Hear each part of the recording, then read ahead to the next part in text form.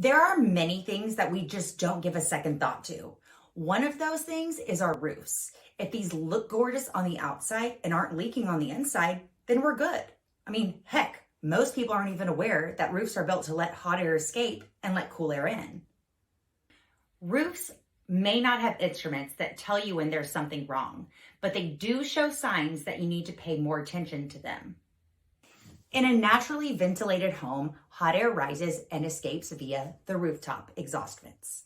The resulting lower air pressure indoors sucks in cool air from the outside via intake vents, usually found on your roof soffits.